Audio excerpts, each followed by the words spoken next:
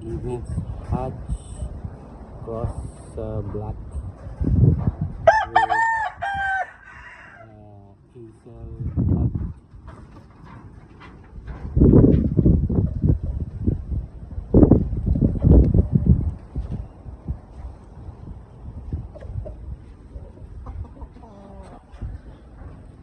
Brown red cross black. High station, 5 months old.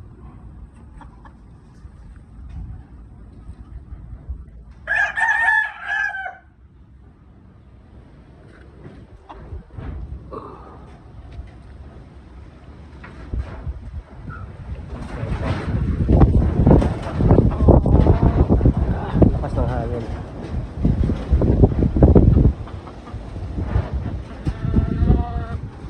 Regular gray hatch. Matangin. Straight comb.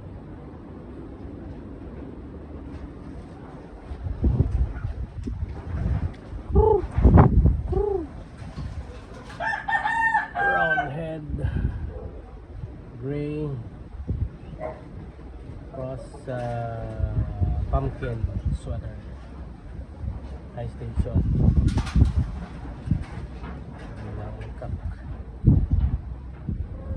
And then wrap up line, 3 months old, black spar, white leg,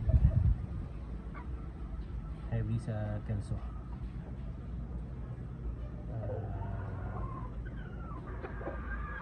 Middle station, gun. And then pricey na manok. That is Boston Roundhead. High station,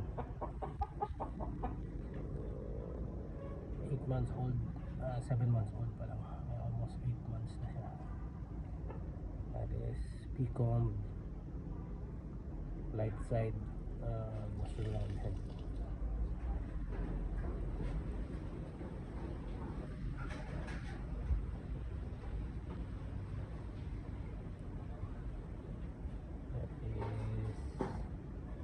Boston Roundhead cross sa Larry Romero sweater.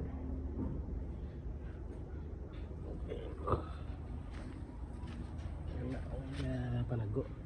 That is a yellow leg hatch, 6 months old. And then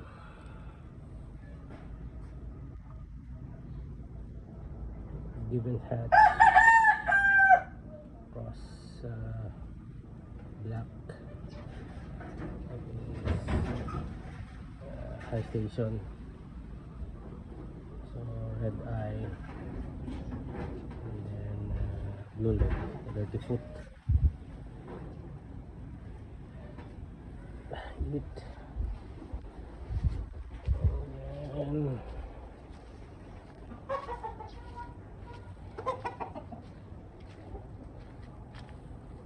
black. This brown red.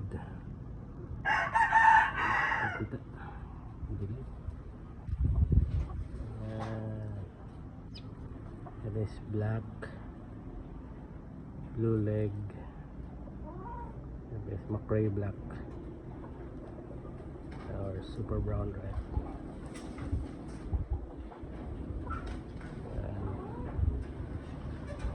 That is straight comb. High station.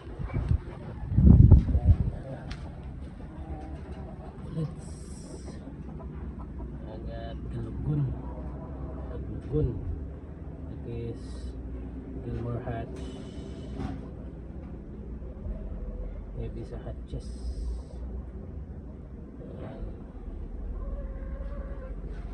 This is Gilmore hatch. station din. This one is pumpkin sweater cross Kelso. Heavy sa ano na siya, heavy sa Kelso na siya. So pumpkin siya, pumpkin heavy sa Kelso. Oh, sorry. Okay, ayan. So that is medium station na ganun na siya, lulugon. So pina-priming for breeding season.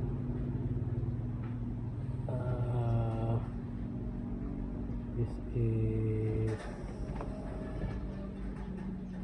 priming for Boston Roundhead.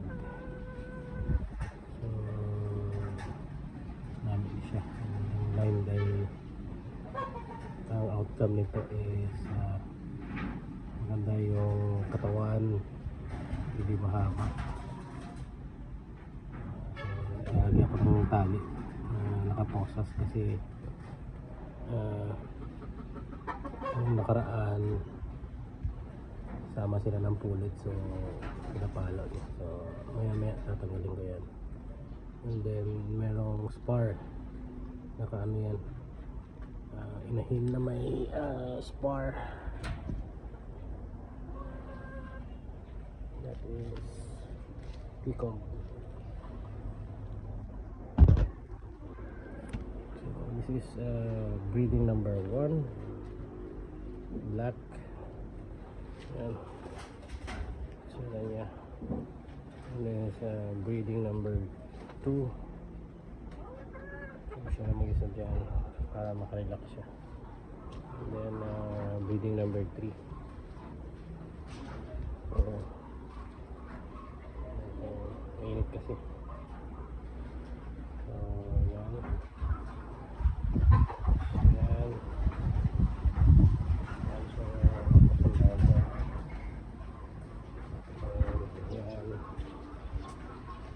Yan.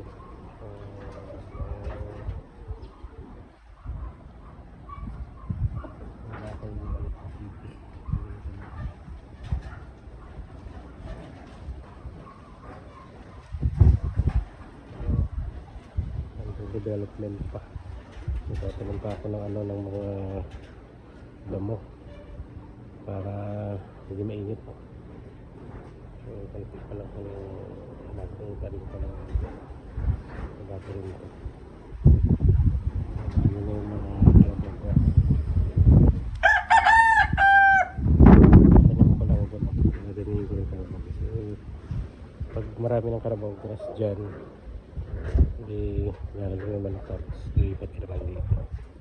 So maglalagay ako dito ng fly pen.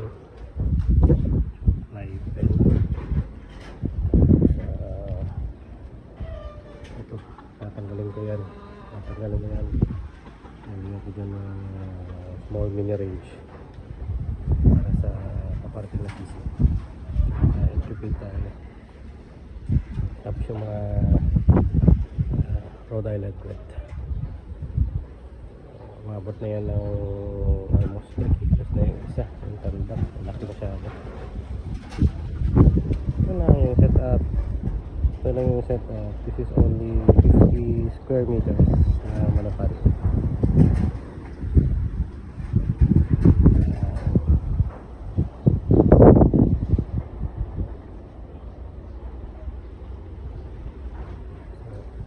Hindi pa tapos. Lalagay pa ako dito dahil mamawal ko ng gradas para sa conditioning. Wala kasi mag-isa. So lalagyan ko ng gradas dito.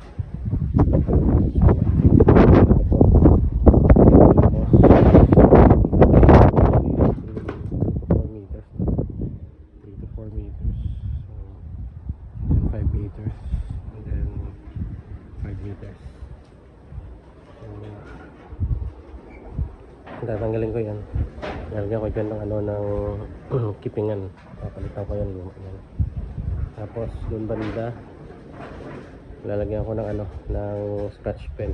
So merong 3 scratch pen dyan for conditioning. Tapos ito lalagyan ko ng mga para sa sisyo, broderan. So dito lalagyan ko rin ng yan yung mga yan, ililipat ko yan para kung masyadong masama ang panahon, paglalagyan ko ayusin ko yan, lilipat ko dito. Yun lang, maliit na manukan. So total is 100 square meters lang to. 50 square meters is para preparation sa mga bagyo-bagyo, security. Yan lang ang setup.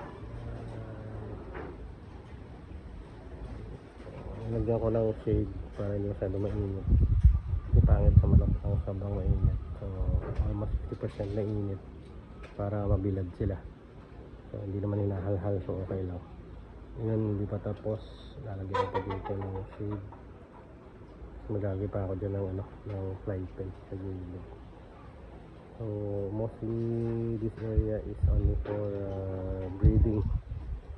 So yun sa labas, nagawa pa ako ng ano, mga dito mga pagulangan, for breeding lang to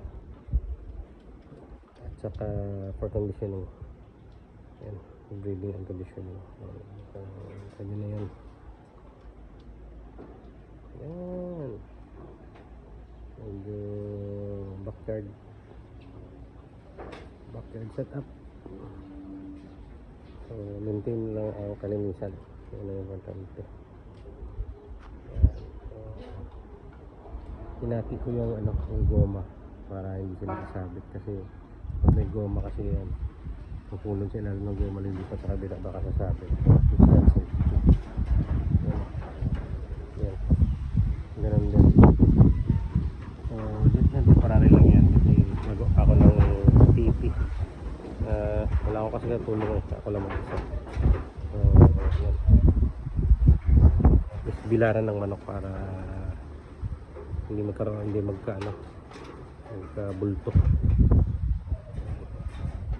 yung anong tawag dito, bulo tawag sa amin, yung sapwet, para hindi magkaroon ng taba. So yun lang ang setup.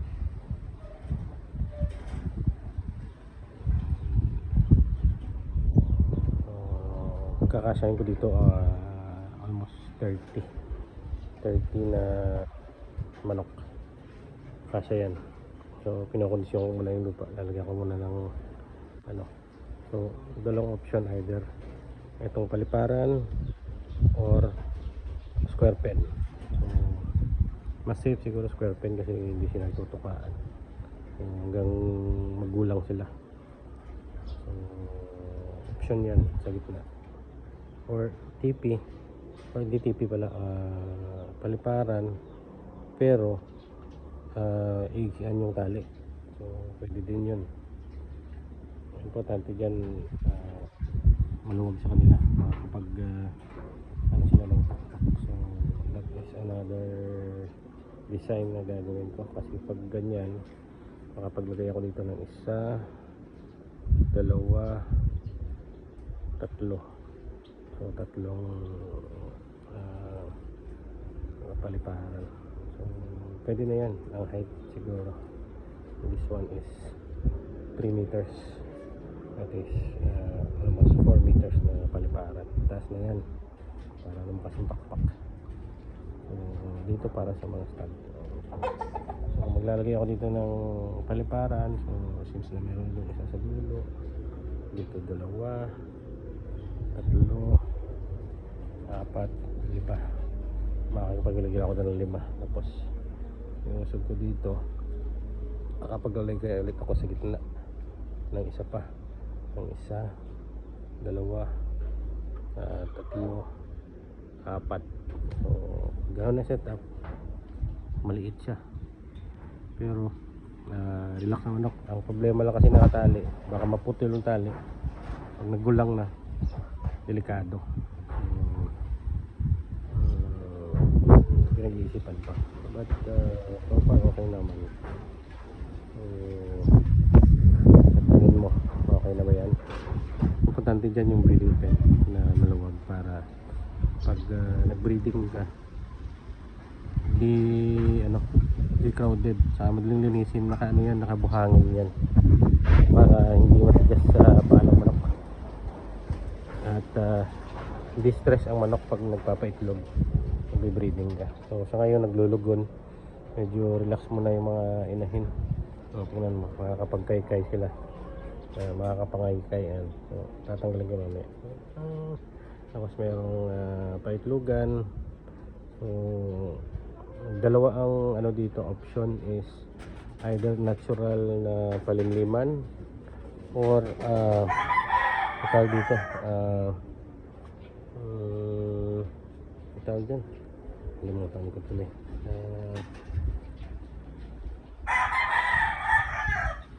Ang tawag dyan,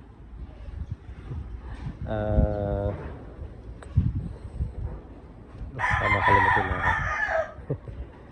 Ang tawag dito, artificial na palimlim or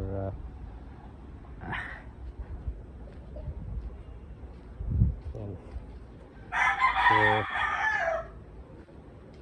papapisa tayo dito ang Rhode Island Red. Ako'y nalaglag, Diyos ko, wala na, tuyo na nasa 55 degrees. So lalagay ako ng tubig dito, tuyo na tubig.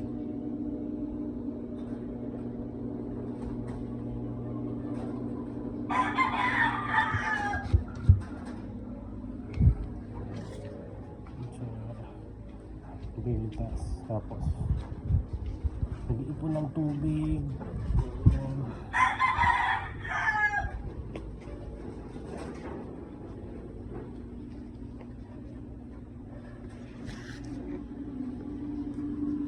Okay lang yan, buksan.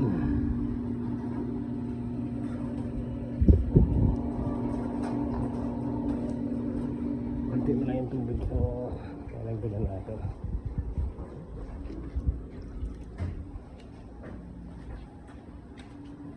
Maintain natin yung 55 to 65 degrees.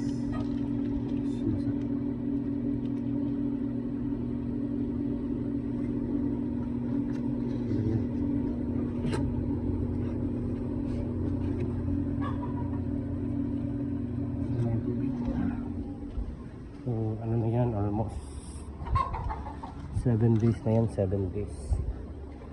Okay lang yan buksan kasi napaka din naman yan na hinahin minsan bababa at kakain. So inimimik lang natin yung ginagawa ng inahin. Lumalabas minsan kakain. So ang itlog papahinga. Pakita natin ng 65.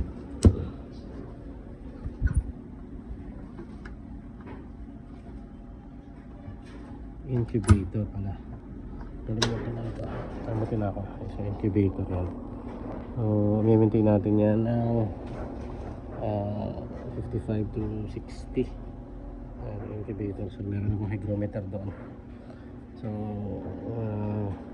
temperature nasa 37.5.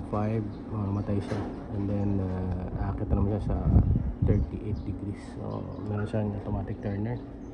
Yan, kaya ako lang yan. Nakandal ko na noong nakaraan. May similya. Okay lang yan. So, ito yung mga Rhode Island Red. Dalawang pure Rhode Island Red. Tsaka isang Plymouth Bard na pasaway. So, maabot na sila ng 2 to 3 kilos na yan. Yan. So, maintain ang kalinisan. So, merong tubig 24 hours. Tapos, pakainan. Tapos, merong vitamins. Wala na ito naman to. Tubig naman 24 hours. Pakainan 24 hours din. Hindi naman lang uubos yun. Ano lang yan, katuka-tuka. Okay. Meron akong manok na may sakit. Yan o. Yan yung Halsey Gray. Ginagamot ko pa yan. Meron yung sipon. So na kasi yan na napalo kasi ng tandang yan, kaya nagkasipon. So hayaan ko muna. So ina-isolate. So yun lang, update sa small farm backyard.